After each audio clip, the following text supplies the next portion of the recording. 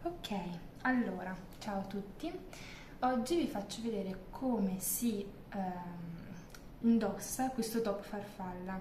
Dato che molti me l'hanno chiesto, lo faccio proprio vedere su di me e ho messo appunto questa maglietta scura in modo che resalti e si veda bene il disegno. Allora, primo step, lego le due cordicine che sono attaccate alla testa della farfalla dietro al corpo, dietro al collo.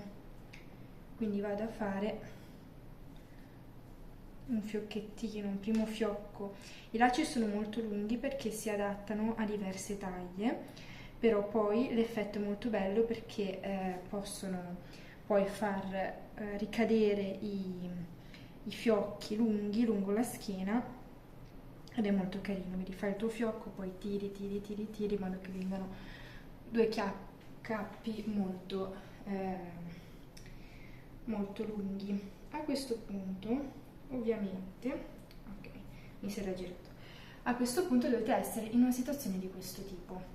Allora, in una situazione di questo tipo, voi prendete il laccio di un'ala, lo fate passare sopra alla spalla, lo prendete da dietro e lo fate passare, passando da sotto il braccio, lo fate passare in quest'asola qua bassa dell'altra ala, quindi dell'ala opposta. In questo modo andiamo a creare una X. Vedete, questa è l'asolina, quindi quella dell'ala superiore, dentro questa asolina qua. Facciamo passare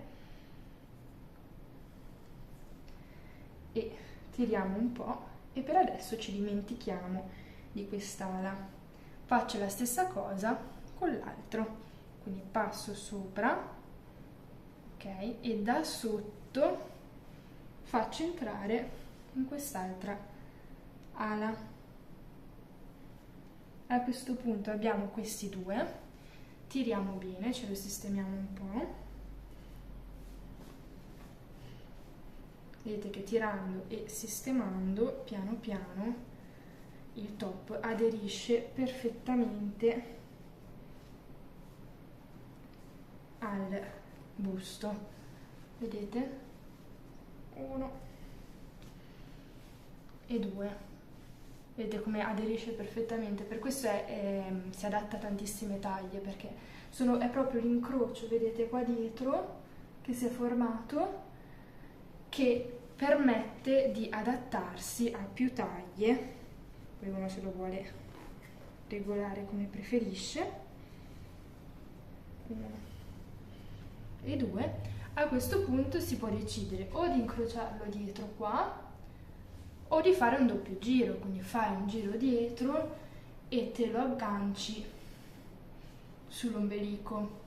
A me piace di più farlo direttamente dietro così, quindi una volta che abbiamo la nostra X ci chiudiamo col fiocchettino, ancora una volta tiriamo bene le due parti del fiocco in modo che venga ben calante. Vedete come viene l'effetto? Come copricostume per esempio è perfetto. E a questo punto abbiamo montato perfettamente il nostro top, è ben aderente. Vedete, molti pensano che bisogna passare il cappio qua e non su questa parte dell'ala, però se voi lo passate qua vi rimane più aderente questo, ma questa parte qua svolazza e quindi poi si vedrebbe tutto. Quindi in questo modo permettiamo alla parte, diciamo, principale del top di aderire bene al corpo, e le alette, anche se svolazzano, non succede nulla perché appunto vanno, diciamo, sulla parte centrale della pancia.